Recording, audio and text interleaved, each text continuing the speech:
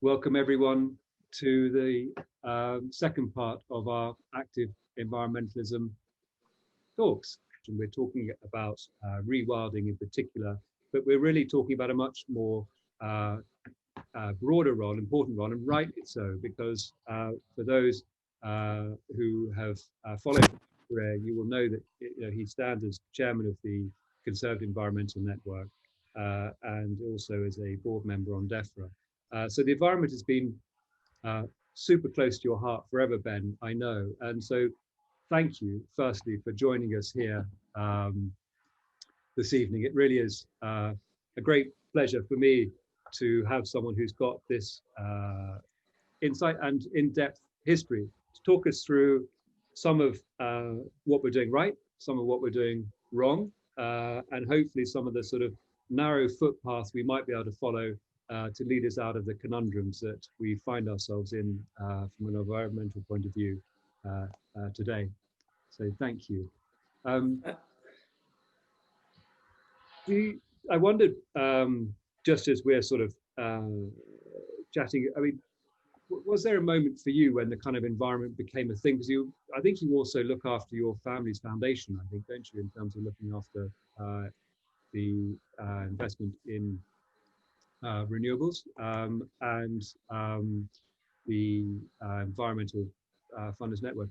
Was there a sort of a moment, did you look at a thing? I mean, something I went down and sort of kind of looked at the sort of stagnation of water, and I thought, gosh, there really is a minimal life going in here. We have to do something about this. So was there a moment for you? Yeah, I mean, well, first of all, thank you so much for asking me. I've got a hint of imposter syndrome looking at the lineup you've had previously, and I don't claim to be an expert really in anything. An enthusiast for sure, and you know, a bit of a story to tell, hopefully, that amuses and interests you, but I'm certainly not an expert. Yeah, I mean, I've been deeply in love with nature and fascinated by the natural world since I can remember. My earliest memories are of building a pond in my garden, growing up with my older brother, Zach, who's 6 years older than me and has a similar love for nature. He used to drag me out of bed at 5 in the morning and we'd go looking for badgers and fox cubs on Richmond Park, right next to where we grew up. And we were putting up bird boxes. I mean, I think he's almost the only person I can think of who was more obsessed than me. I remember him rescuing a baby blackbird once, trying to keep it alive, as I think so many people have done, and failing. And I got bollocked for not paying enough attention at the funeral that he organized for this little bird. But I mean, I think a love of nature really is intrinsic to kind of who I am, and it's my greatest interest, my greatest passion, my greatest solace. And if you love nature and are fascinated by it, you can't help but notice the depletion that has taken place in the last 10, 20, 30 years. Just to bring you back in on that point, because one of the concerns going on at the moment is this sort of slight inability for us to even see, because we all only judge within the lifetimes that we live in. So to be able to sort of see within a life cycle the changes that are happening in the environment is pretty extraordinary when we think about the shortness of our lives. Yeah, I mean, I think the kind of the state of nature is one of almost incomprehensible abundance, if allowed. And the stories from kind of 150, 200 years ago of the kind of abundance that we had in our country are just mind-blowing.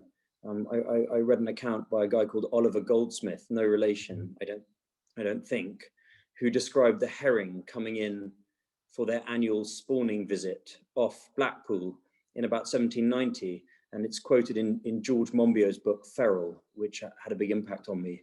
And he describes a shoal 10 miles by 10 miles, you know, like a single creature trying to lift itself out of bed. And he described this shoal harried on all sides by different types of tuna and sharks of all kinds, and whales and dolphins and innumerable seabirds. And he said that when the shoal finally moved offshore, it left behind eggs 6 feet deep on the seabed. So these kinds of spectacles have just disappeared. If you read descriptions of the number of songbirds that would have been found in kind of 1880s England, enormous numbers of songbirds. So I think the declines we read about in magazines and newspapers and updates from the RSPB and National Trust and so on, which refer to the period 1970 to now or 1980 to now, I think they're a drop in the ocean as compared with what we've lost over a longer period. Yeah. I think the declines are in the 90s, high 90s of percent. I read recently that the eel, which once made up 60% of all freshwater fish biomass in Europe, is arguably down 99% plus in the last 1,000 years. So this idea of shifting baseline syndrome, I think, is real, and I think that we need to think bigger when it comes to putting things back together. But I wonder if it's worth me just briefly describing kind of what I do, Johnny, and why you've asked me to come and talk here. It would be a fantastic introduction to the talk. Thank you very much, and absolutely. Yeah. So because really, you mentioned kind of investments, and that's sort of what my day job is. I run investments. I've got a green industrial investment fund called Manhattan.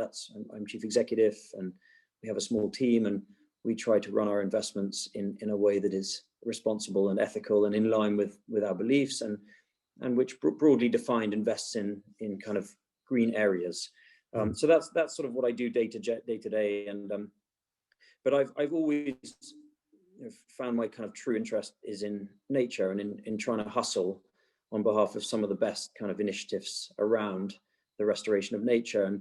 And I suffered a calamity in my personal life 18 months ago, and since then I've really sort of decided that I want to devote as much time as I can to this stuff, because it's what I think about when I wake up in the morning, and it's what I care about, and it feels it matters to me a lot more than anything else.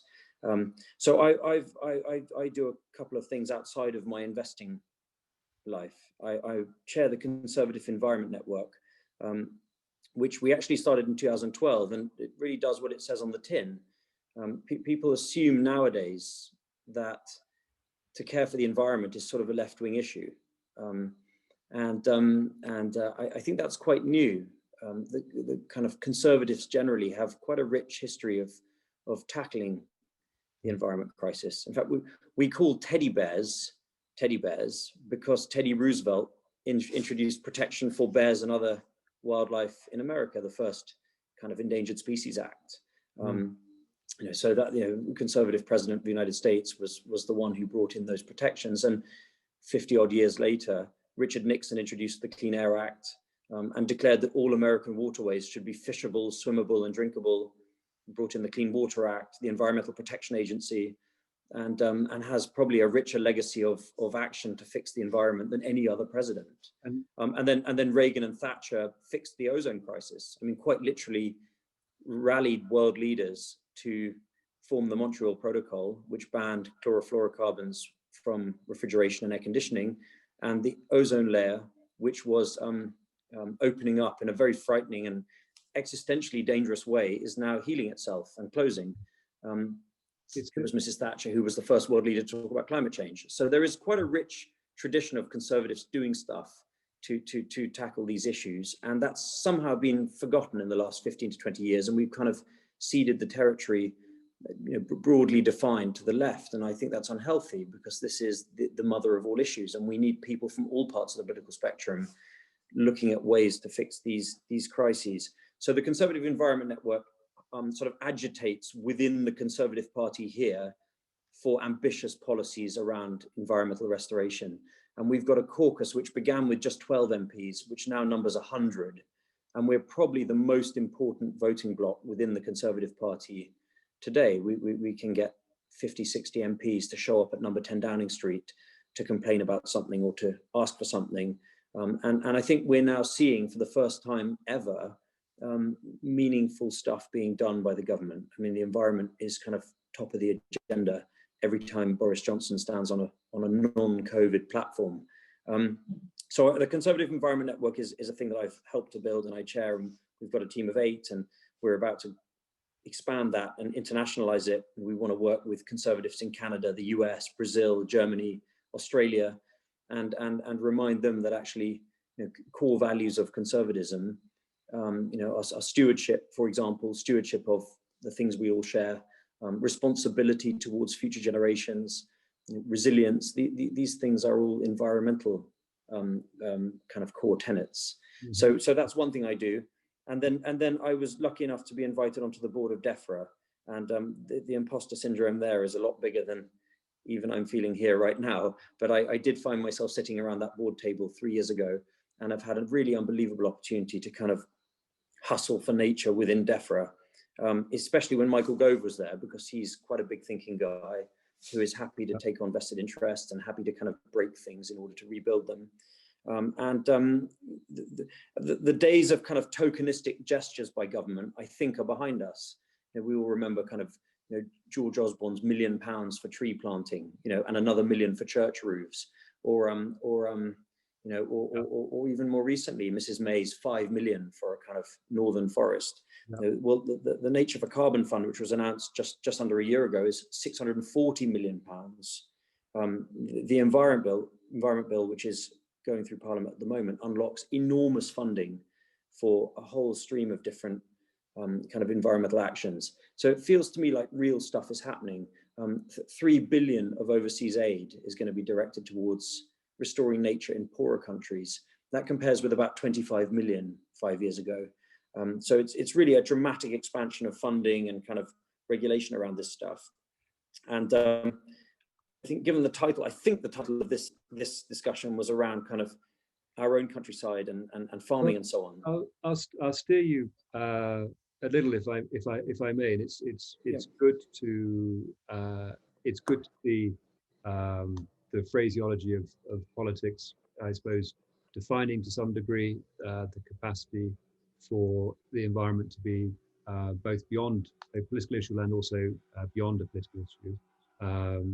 And the language that we've used to describe this is active environmentalism. And I suppose in a way we would phrase that as the transition from protest, which has been a very important part of this, bringing the environment to the front of the agenda, to active environmentalism as opposed to environmental activism, which is more of a participatory thing where we're conscious that the gearing of the environment has to be part of our day-to-day life. And in that sense, rightly to itemize it as a beyond political role. It's a leadership role for our society. And so the ways that we could do this, we could tackle this on two ways. And to pick up on where you were just about to take us, I think you're right to, because you were talking about depletion of ecosystems within our own lifetime. And so one of the aspects of this is the question of rewilding and pushing back towards that. And that I think I'd love to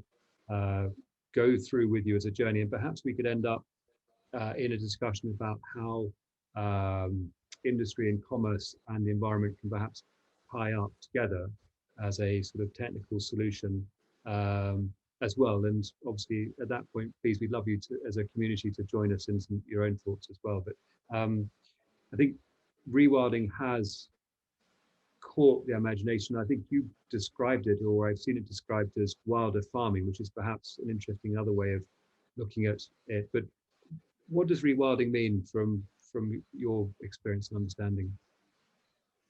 So I think, so I'm a big believer in this term. There are some who say the term is off-putting or has been made toxic by the debate in some way. I'm unashamedly of the belief that we need to rewild the world, to quote David Attenborough.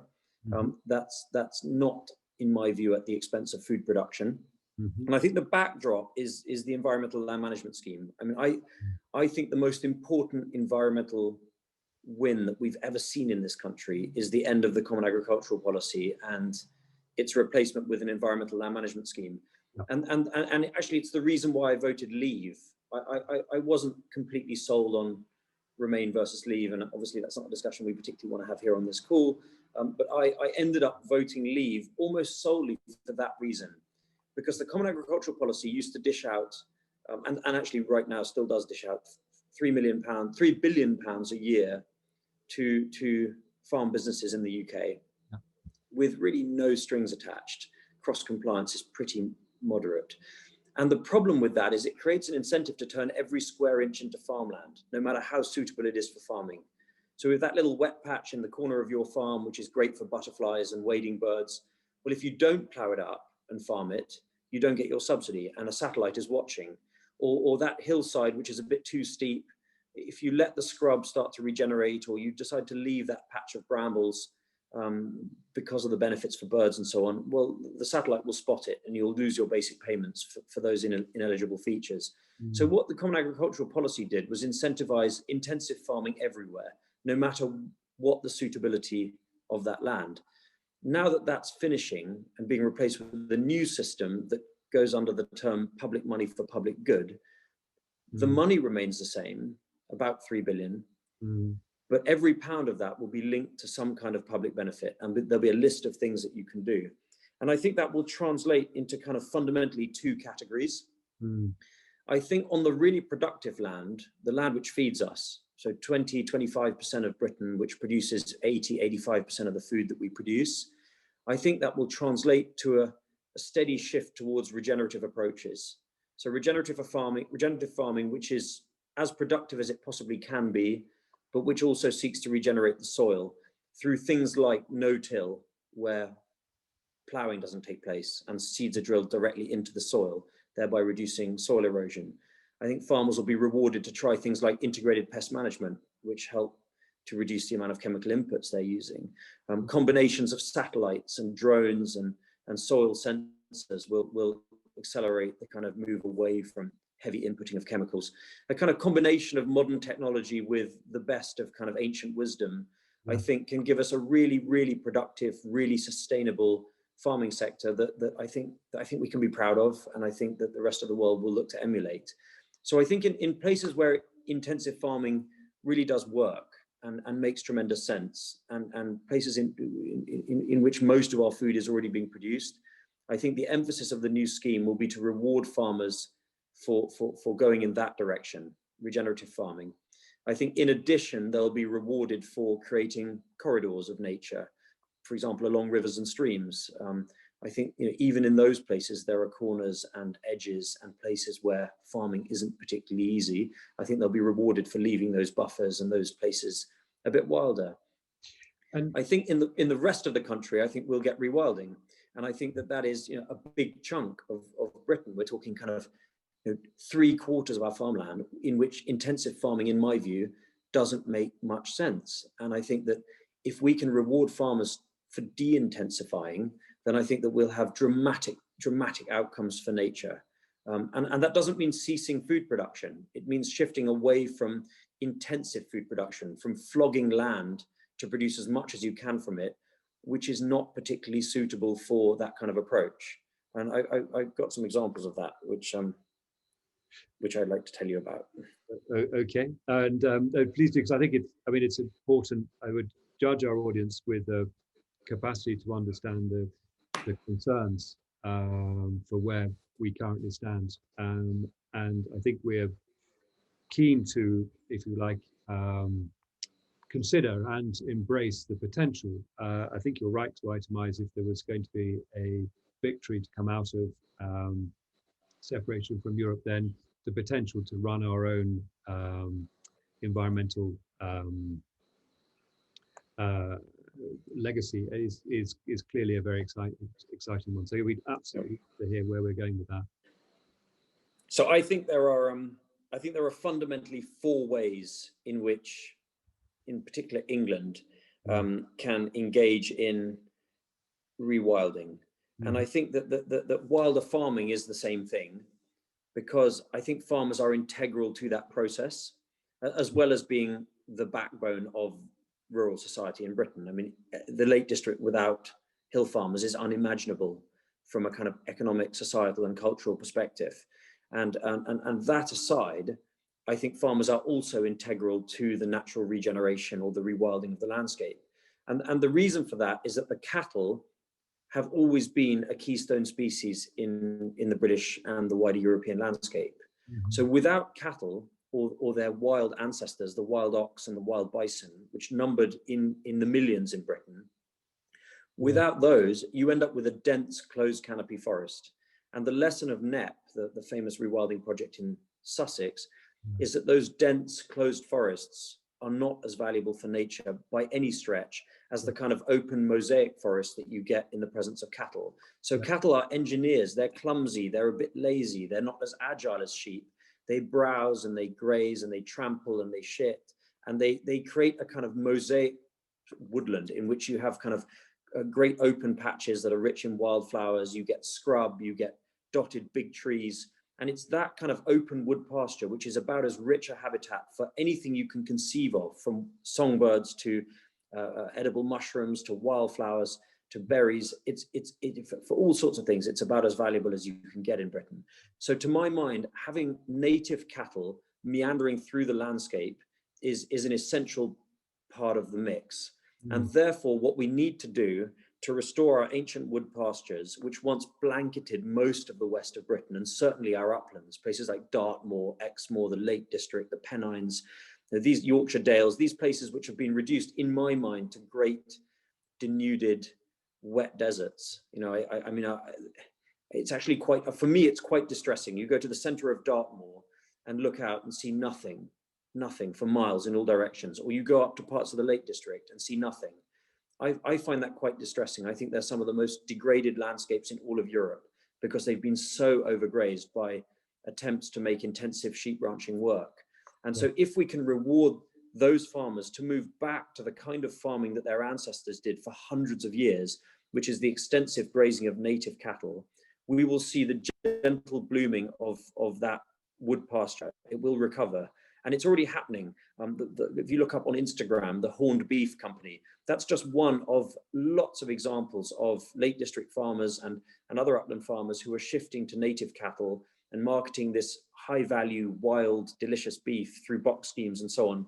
And so I think that first and foremost is the best possibility we have for a dramatic restoration of nature in Britain.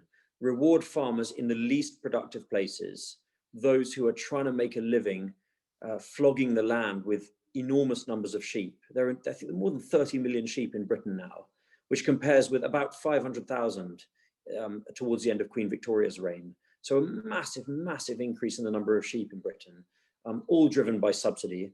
And it's not really working. The average age of hill farmers creeps up every year. The average net income of hill farmers is very, very slim, very difficult to live off. And the total subsidies that they receive amounts to a big proportion of their total revenues, in some cases 80, 90%. So it's not an economic or social model that's working. And ecologically, large numbers of sheep in these fragile environments are a disaster. So for me, the best opportunity for rewilding is to restore the wood pastures everywhere from Dartmoor all the way up to the Lake District in Cumbria and beyond. So that for me, and I think wilder farming is the silver bullet.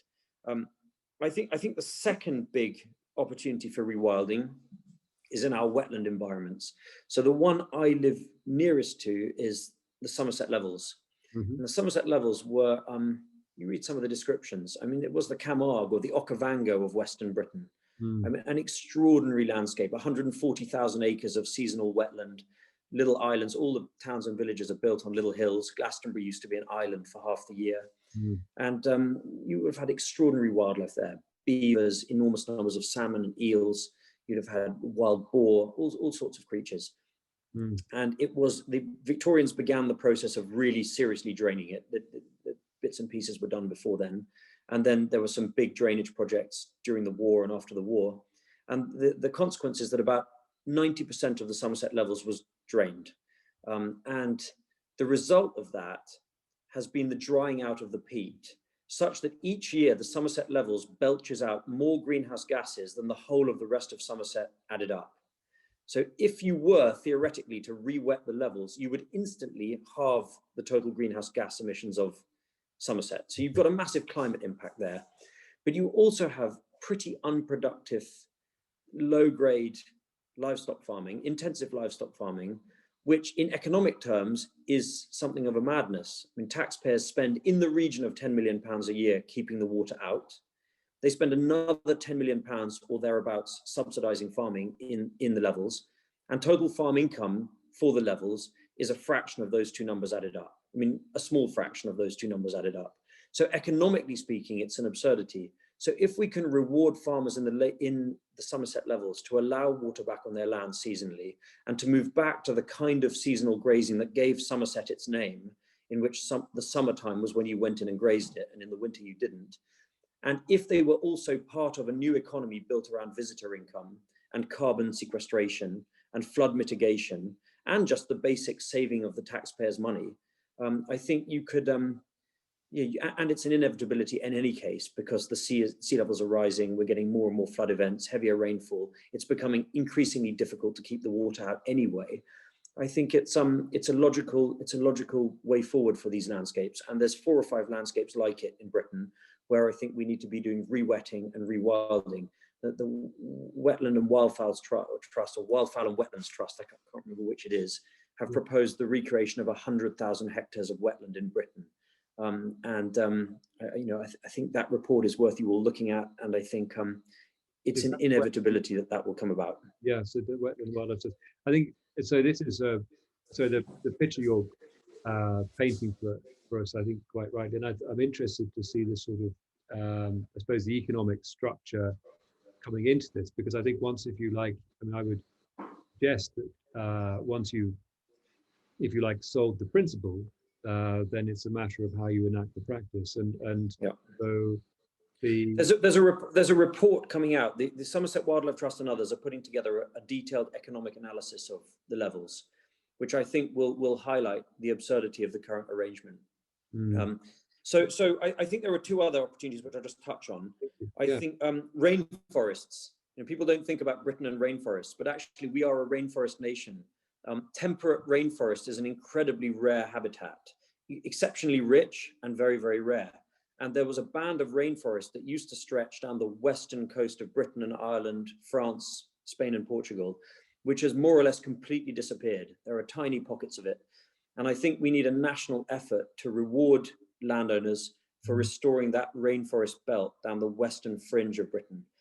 So I think that we'll see policy on that. I think, you know, I sort of hope that the Prime Minister will stand up and say at the Conference of the Parties on Biodiversity, it's not just the tropical belt which has rainforests, we have rainforests, and we're going to do our utmost to restore them. And I think that that's something that we might see.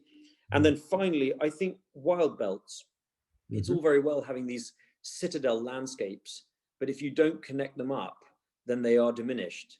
So even if we restore nature on Dartmoor and Exmoor, we need to connect them with corridors. And doing so using streams and river corridors is the perfect solution, because it doesn't involve taking valuable land out of food production. And you also deliver a whole bunch of other goals. So if we can restore 20 or 30-yard wild buffers on either side of every stream and river in the country, we create a ready-made nature recovery network, or a wild belt, to quote the Prime Minister at his conference speech. But you also help to reduce flooding with natural flood management. You also lock up a lot of carbon. You also deliver on these increasingly outlandish manifesto promises to plant a ton of new woodland. And you also mitigate potential conflict with beavers. And I am obsessed with beavers. So if you'll allow me, I'll just 2 minutes on beavers. So beavers went extinct in Britain in the 15th century. And through unofficial releases, they're now back on 5 or 6 river systems in Devon, Somerset, Wiltshire and Kent. They're back on the Tay in Scotland. And beavers are really the ultimate keystone species. It's as if the term keystone species was invented to describe the beaver. In fact, they were worshipped in antiquity in the Middle East, and they were known as water dogs. And there are scrolls from kind of sort of pre-Christ Iraq, threatening terrible punishments for people who killed a beaver, which ultimately they did. And in North America, the Native Americans worshipped the beaver and called them little people for the engineering that they do in the environment, because they dam up the rivers and creeks and streams, which are small and temporary. So imagine a stream which runs dry every summer and brings you a flash flood every winter. And if you put 500 beaver dams along it, when the rains come, the water stays behind the dams. So you create these permanent pools, which are a haven for everything from dragonflies to songbirds, to amphibians, to fish, to wildflowers. And also you reduce flash flooding downstream and you reduce drought. And if you're in a place that's prone to wildfire, well, beaver wetlands are the ultimate fire break too. So beavers are back. They bring enormous economic, social, and environmental benefits. They also bring the potential for conflict, and they need management in that circumstance. But by setting aside 20 or 30 yards on either side of every stream and river, 95% of the conflict disappears, because they can do their thing and we don't have to interfere with it. So I think that a wild belt is another place in which we can deliver rewilding, working with farmers, paying them to set aside land on either side of their rivers and streams. And I think that in the context of beavers, I also think we need a species reintroduction plan. I think we need to be a lot braver. And Kazakhstan is bringing back tigers. My brother-in-law in Pakistan, where he's prime minister, is about to reintroduce the Asiatic one-horned rhinoceros to the Indus Delta after a 200-year absence. The Saudi Arabian government is reintroducing leopards to the northwestern part of Saudi Arabia. That there is a movement now for restoring things that we have smashed. And I think that we need to put a national effort together to bring back beavers and white-tailed eagles and white storks and lynx, which are in the press today, and wildcats and so on. So I'd like to see a national plan for species reintroductions, and again, working with farmers and landowners. So I'm a fanatic about rewilding, but I don't see any reason why that should materially diminish food production, and I also don't see why it shouldn't be a boon for farmers. It's a really rather than a threat. I would summarize, and thank you, Ben. I think it's lovely to hear, and I share, embrace, and support your positivity and also belief in what's possible. Because if we don't have that, we really won't be going anywhere. And so it's important. It's a central issue. I think it paraphrases for me quite well the value of potential, if you like, I suppose, of using, if I was to summarize, sort of government money to start it by putting value back into the systems that we perhaps have neglected. So the elements you've discussed, we now appreciate them because we brought them to attention, and we're notionally looking at financing them from government money, because proportionally, probably, it may well represent better economics.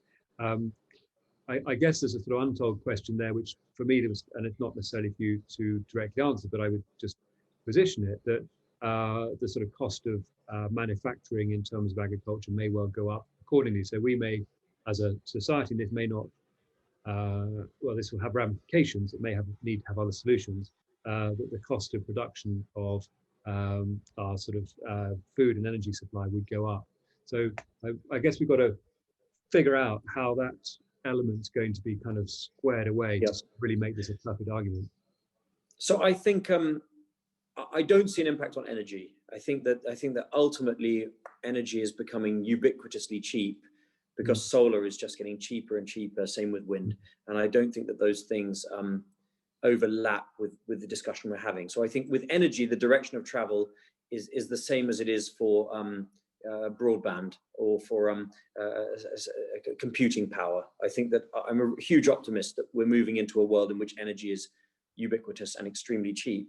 But in terms of food, well, I think food is structurally too cheap anyway. Politically, it's quite hard to say that, but if we want farmers to have a decent living whilst producing food in a way that is sustainable, we need to pay for it. And at the moment, it's structurally too cheap, and that is exacerbated by unfettered subsidies by the government.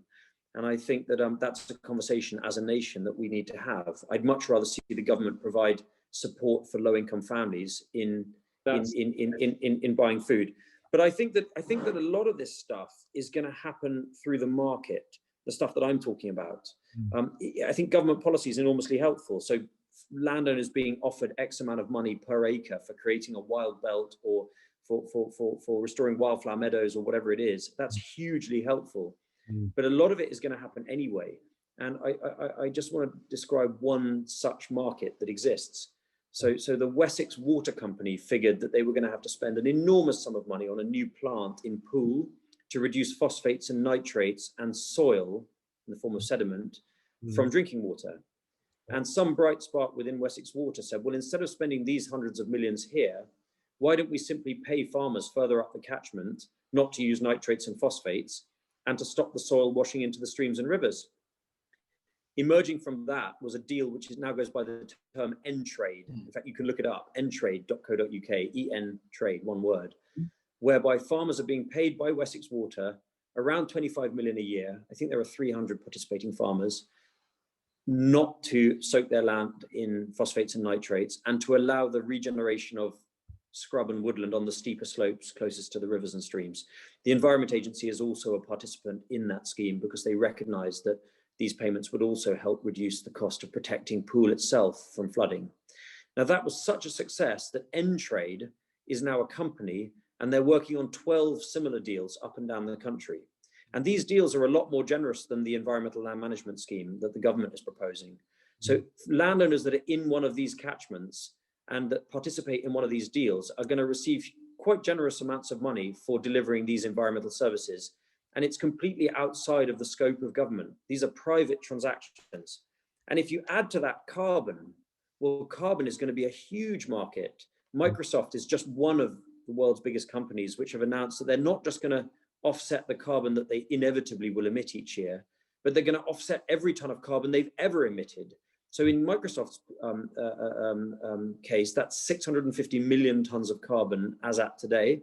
If you take an average price of $10 a ton, that's $6.5 billion that they're going to have to give to landowners and farmers around the world to offset the carbon they've emitted.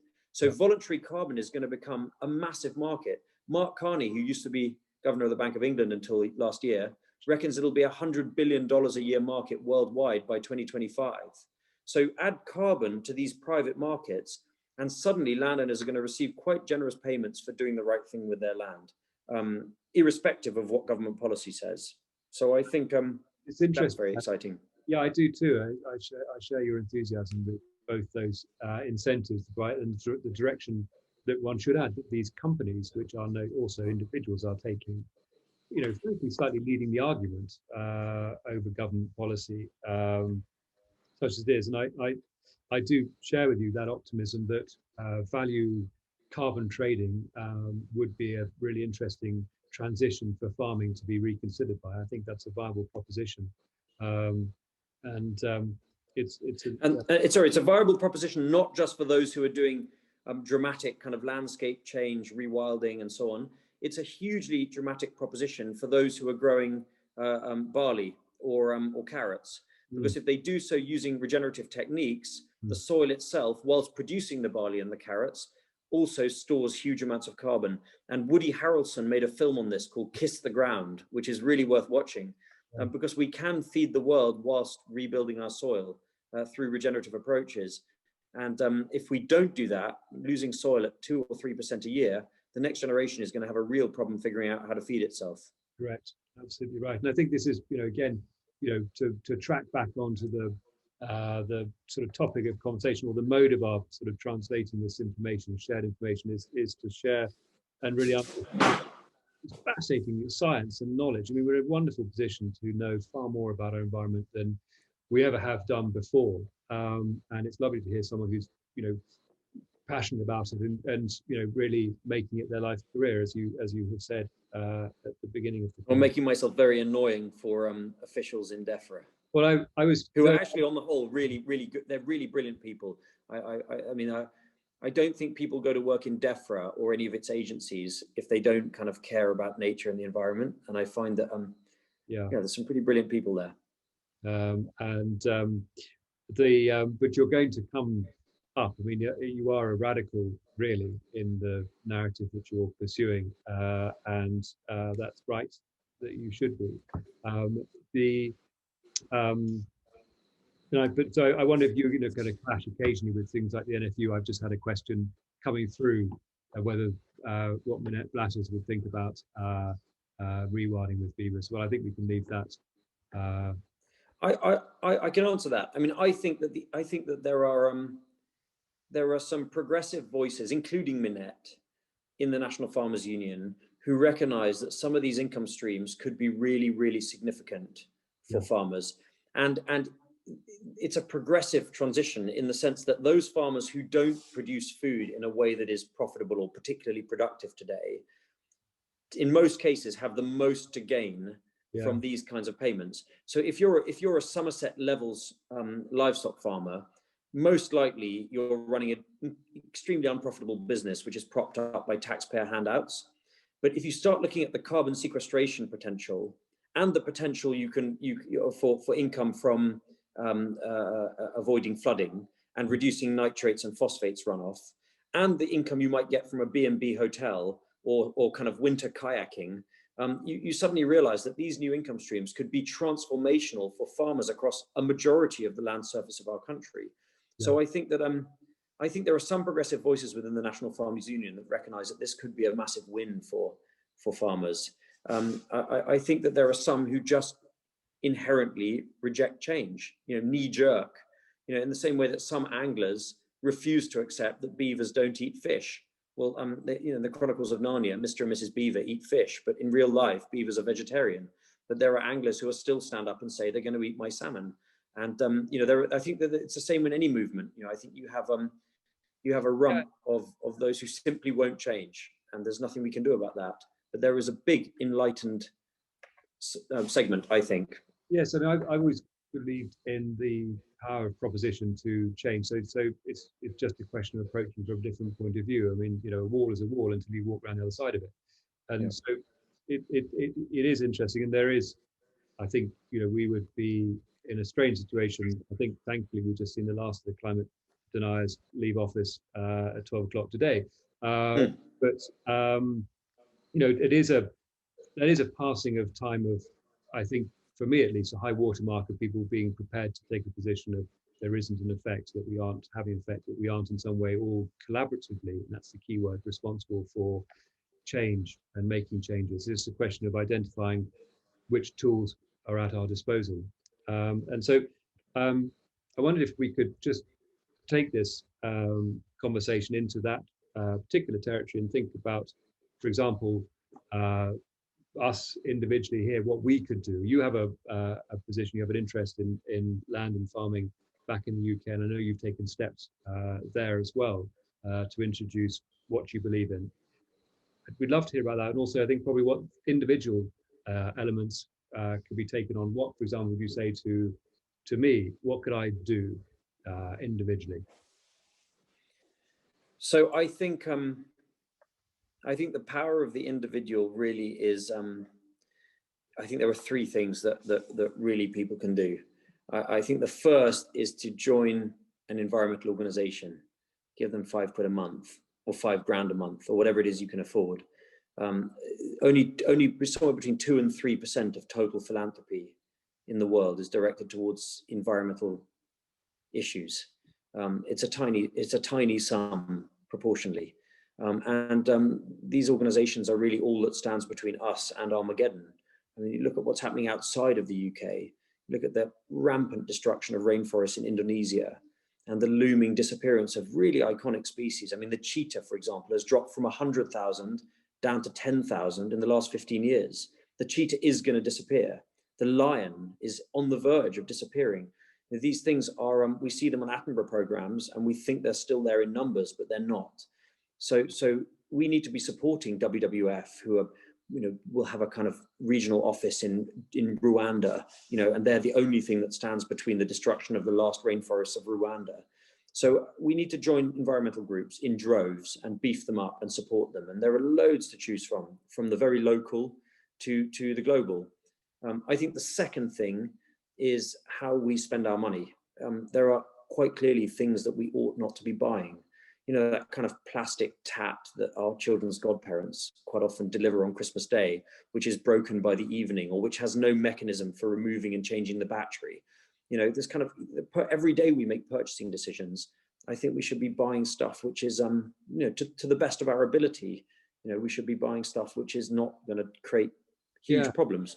And thirdly, I was going to say it's how we vote. I think we need to put pressure and we need to be less tribal. And I voted for Ken Livingstone. I'm a Conservative. I voted for Ken Livingstone because I believed in the congestion charge. And I also gave money to Caroline Lucas, even though I disagree with her and lots of her woke kind of bollocks. I thought it was worth having a Green MP in Parliament. So I think it's join a group. It's choose how you spend your money wisely and just kind of think through this stuff. And it's vote wisely and make your voice heard. And then there's, sorry, can I just give one other? Sorry, I don't want to interrupt you. But there is, I think those of us that are lucky enough to have a bit of land, and I guess there are, if they're customers of Messham's, and they're bound to have, there'll be some in there that've got a bit of land. I think the opportunity to do a bit of rewilding yourself really is about the most spiritually fulfilling, rewarding thing you can possibly do in your life. I mean, it's just, and whether that is creating a wildlife friendly garden, leaving a log pile, for example, or creating a pond, or putting up some bird boxes, or leaving an uncut, untidy corner through the winter, or whether it's a slightly bigger piece of land where you decide consciously to set some or all of it aside for nature, that is enormously rewarding. And I've often gone to the Cotswolds to stay with people, and people who are very rich and who have 1,000 acres of woefully unproductive land, and it is farmed to within an inch of its life. And I sort of wonder, why are you? I know we've got to feed the country, but I guarantee your farm's not making a dent. And why do you do this? If you had 1,000 acres in Biarritz, or in Andalusia, or in Kenya, or in Wyoming, or in basically anywhere else in the world, you would celebrate and kind of relish the amount of nature that you had there, and you'd tell stories about the wildlife that you have. Whereas in the Cotswolds, you want it to be kind of tarmac, kind of ploughed for sort of, grazed to within an inch of its life by sheep. And I think that, if one's privileged enough to own a piece of land, I think setting some of it or all of it aside for nature in the context that we've discussed is a no-brainer. So but all the people advising you will tell you not to. I've got close friends who've thought about turning their highly unproductive piece of land into something a bit more interesting for nature. And there's always a reason why you can't. There's always some contract or some kind of grant scheme or some kind of reason why you can't do it. And the answer is you have to just sweep all that aside and do it. I think it's well described. I think it parallels very well with the way that we would look at. So art for us is a language of appreciating nature. So when we are introducing works of art and objects, often as not, they're telling a story, and that story is normally about observation. And it strikes me that one of the things that runs through your narrative is this core interest in observation, really studying and understanding. And I suppose understanding also what those objects really mean, both in their scarcity and also in their cycle of life. So a sort of celebration of the big game, but also the small insect that's crawling around doing a wonderful job of recycling life is part of it. I agree. Yeah, I like. It's great to hear you talk about these things, and the conversation. I obviously welcome you all to take part. If you did, I should have said earlier. I'm sorry to introduce your thoughts via the chat bar on the right-hand side, and we'll weave those into a conversation and a question as we go on. But money's an interesting metric, and I feel like we're in good company to talk about its ability to do good and its ability to activate. And you touched on that question, which is a good one. We can all psychologically see it, and we're making steps to dial it out of our lives, which is buying this unnecessary stuff. So I kind of wondered whether consumption itself might need a little bit of a kind of a dressing down, I suppose, or a reconsidering. So when you put a price on something, I wondered, whether or not perhaps part of that price should be effectively its carbon consequence. And so, to look at Microsoft, its great endeavor, I kind of would feel comfortable if it said to me, part of this price is about putting you back in the soil where you came from, and that's a percentage. So 10, 5, 20%, 50% of your actual object cost covers it. So I think we should be doing that through the tax system and through the regulatory system. Right. Because I'm a believer in free market enterprise. That's why I typically vote Conservative.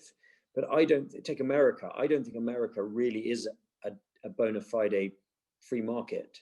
I mean, if I build a factory pig farm in kind of somewhere on the eastern seaboard and cram 100,000 miserable pigs into a kind of factory, that unit is going to produce vast amounts of pig slurry, which at the moment I'm at liberty simply to dump into the river, which poisons the air, poisons the river, Chesapeake Bay has become a kind of dead zone. Fishing is more or less finished in some of these parts of the eastern seaboard because of the runoff from industrial pig farming.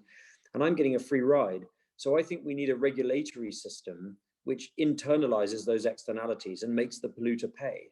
You know, I should be responsible for all those costs. Society should not be bearing the environmental or health costs of individual businesses. Otherwise, it's not a free market. Yeah. So I think a lot of it can be done at the company level through a robust and properly enforced regulatory system. I don't think in the UK, I don't think water companies should be at will to chuck human sewage into our rivers. If you draw a line from the Wash to the Isle of Wight, all of the rivers to the right of that line are polluted to death by human sewage, and all of the rivers to the left of that line are polluted to death by animal slurry. But I don't think water companies or livestock farmers should be free to do that. Why should we, broader society, bear those costs? So I would internalize all externalities, and I would make the polluter pay rigorously. And only by doing that, I think, can we call ourselves a genuinely free market. Otherwise, people are getting a free ride. And in terms of individual consumers, we then have a clearer conscience that the stuff we're buying has already had those externalities kind of factored into the price, even if the price goes up somewhat. And I think, just as an extension to that answer, I think the move towards circular economy is one of the greatest changes that are going to happen in the economy in our lifetimes. And I'll just give you one example of what I mean by circular economy. So the German Highways Agency, or whatever it's called, Autobahn, used to employ Philips to sell them lamps and the bulbs for those lamps. And of course, Philips had no interest whatsoever in the efficiency with which those bulbs use electricity, because they're not paying the electricity bill, the Highways Agency is. And they also had an incentive that those bulbs wouldn't last very long, so that the agency would keep buying more and more bulbs. And they also had an incentive to make sure that those lamps required replacement and endless maintenance, because they're the ones doing the replacing and the maintenance. So the German Highways Agency flipped the arrangement on its head and said, we don't want to buy lamps and light bulbs from you anymore, Philips. We want to buy lumens or lighting services. You are going to be responsible for lighting this motorway or this network of motorways, and we'll pay you by the kilometer per year. And immediately, Philips then had a direct incentive to make the bulbs more efficient and make the bulbs longer lasting and make the lamps require less maintenance. So this circular economy model has brought unbelievable environmental gains, as well as saving the Highways Agency money, and has spurred an extraordinary innovation in street lighting. There's similar things are now happening with office carpeting and coffee capsules and all sorts of things. So I think that moving towards a kind of circular economy, away from a linear one, where you dig stuff out the ground, manufacture something, use it for a bit, and then chuck it back in the ground in a landfill site, towards something which is circular and doesn't allow the leakage of raw materials, I think is really, really exciting. And the best report on circular economy was produced by an institute that Ellen MacArthur found.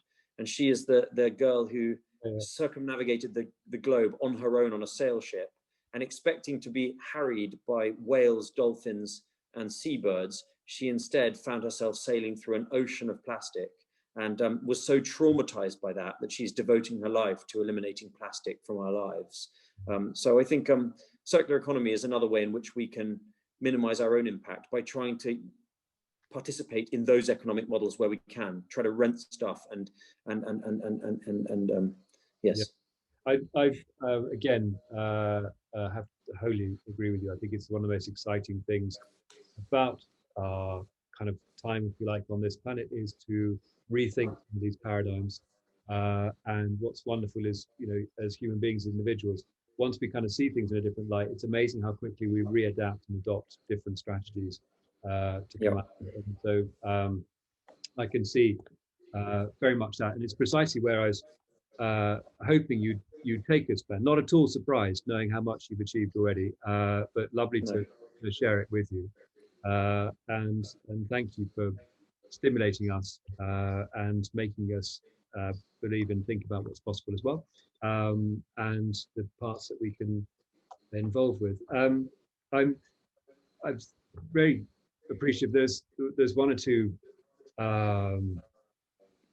questions, but do feel free. I mean, it's your evening as well. You've been kind enough to spend it with us for the last 50 minutes or so, and so thank you very much for joining us. Do feel free to take part. I've answered a couple of people's questions who've answered, who've asked through, and as we've been going on, and I could if I could relay a question, I sort of have to find a way to track this back in. But it's a question which we've been asked about beef farming. So I wonder if we might sort of keep all those thoughts we've raised now in our minds and just let them percolate through, and we'll track on to a question that William has asked about beef farming. And I suppose this is, to understand his phraseology, it's really a question like the volume of beef that we're probably consuming at the moment, and the inevitable production of methane that comes off the back of it. How can we, I suppose, square that particular problem of still what we want? But so I think, so on beef, so I'm not in the camp that believes we should have no beef or no meat. I think we should eat less and better. Yeah. So the idea of eating beef every day is anathema to me. I think we need to eat much less of it. It shouldn't be this God-given right that we eat it every single day. I think less and better. But we do need some, because as I've explained, we need cattle in our wilder landscapes, except where we're going to bring back the kind of wild equivalents. You know, in the wilds of kind of the Spanish-Portuguese border, they're rebuilding wild populations of bison, for example, and same in Romania's Carpathian Mountains. But I think in Britain, more likely, given the kind of 3,000-year history of kind of farming in our landscape, I think native cattle are a much better solution for that reason. So we need cattle in our wilder landscapes, and we also need cattle in regenerative farming, because a core tenet of regenerative farming is that you cycle the land between arable and livestock. It's the livestock that kind of shit and trample and kind of rebuild the structure of the soil, as you'll see in Woody Harrelson's film. So we need cattle in kind of rotational regenerative systems, even on our most productive land. So we still need to produce some beef. And finally, I would say that there is a revolution coming in food production, whether we hate it or like it. And that is the manufacture of food of proteins without using animals. 70-ish% of the beef produced in the world is used as bland, anonymous mince in kind of burger patties and things like that. If you can produce that either from concoctions made of plants, as Impossible and Beyond Burger do, or through cell-grown cultures, as others do, and you can do so cheaper than getting it from a cow, then people are going to buy it. That's what you're going to find in the kind of own brand Walmart burgers or kind of drive-through, you know, in kind of Midwest America. So I think that the manufacture of things like patty beef and milk and all of that, I think, is going to revolutionize food production. We need to bear that in mind. I think that's a really interesting point, and I know the research you're referring to that, and it is worth contextualizing into this, because the question is right to ask about the production of methane by beef cattle, but this is largely because they're fed incorrectly. They're also fed on soybean, which is one of the most destructive processed plants that's been farmed at the moment. And we had a very interesting point from our talker last week about the use of algae to feed beef cattle, which reduce the methane production, because they're not really kind of there to eat soy. But ultimately, to take it on as you have done to that point further, really, you know, as you know, the cow is just literally a vehicle for protein. So if you took the vehicle out and thought, well, where do you want to get to? You want to get to protein, then you've probably got a more radical solution as well. Which is going to happen. I think it's not going to affect the top of the market. You know, where your kind of quality ribeye steak in the kind of Angus steakhouse, I think, is going to come from an Angus cow, preferably in a kind of wilder landscape somewhere up in kind of the borders of Scotland. Whereas I think that it's the kind of 60-70% bottom of the market, and the same applies to milk. Dairy companies in America are already starting to go bust, because they're being knocked out of business from the top of the market by things like oat milk and almond milk, and at the bottom of the market they're going to get outbid by people like Perfect Day, who make milk in vats using enzymes. You know, so I think food technology is going to be transformational, and there's an amazing report by a think tank called Rethink X, if you just type in Rethink X and look at their food and agriculture report, and they're forecasting that 50% of America's agricultural land will be freed up for other uses in kind of 10 years' time. They're really radical forecasts, but they predict that American dairy industry will be all but bust by 2030. So love it or hate it, this thing is coming. Yeah. Well, actually, I think I'll position it in that way because it is actually funny. Tim Smith is tackling this question and more towards the end of our series in mid-Feb. And I'm not at all surprised to hear that you have thought through the significance. David Starman is online and has asked to raise a question. And I wondered if, David, I could put you in. Ben, first of all, I agree with every single thing you said, except for voting for Ken Livingstone. I think that's, that's a serious question. But it's really more, this is slightly off the subject that we've been on, but how do you've got an audience now of fundamentally people who are interested in the arts collection you're talking about. How can you connect what you're saying and everything that you're saying to the art world, and how can people in the art world help the environment without writing a book about the subject? Is there anything which triggers your thinking on this? Yeah, I think I think the kind of overriding challenge, more important than anything that I've said or that any of this stuff, I think, is to try and reconnect people with nature, or the kind of to re-enchant nature for people. Now, there was a term that I didn't know until very recently called biophilia. And biophilia describes the innate empathy that we all have for the non-human world, whether it's flowers, plants, wildlife, dogs. And in most people, that biophilia is dormant after childhood. For some reason, we're doing something wrong in that we're really the first society in the history of humanity that doesn't find enchantment, or if you like, God, in nature. And I think that the overriding challenge of humanity right now is to rediscover, I think to rediscover God in nature. I don't know whether that God is the right word, but I think that we need to have a kind of, we need to rediscover our mystical connection with nature. And it's still there. Even that friend of any of ours who has the least interest in the countryside or nature is willing to pay double for an apartment which overlooks Central Park versus one that doesn't. Everyone wants a hotel that overlooks the sea when they go on holiday. The parks are full of people whenever the sun comes out. It is there, but it's just hidden for some reason.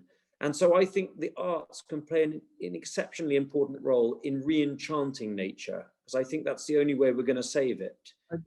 I don't know how. Well, I think they would probably, there was going to be a lot of artists in this community as well who would say that they have taken a very primacy role of spending the time looking, and they are translating their concerns.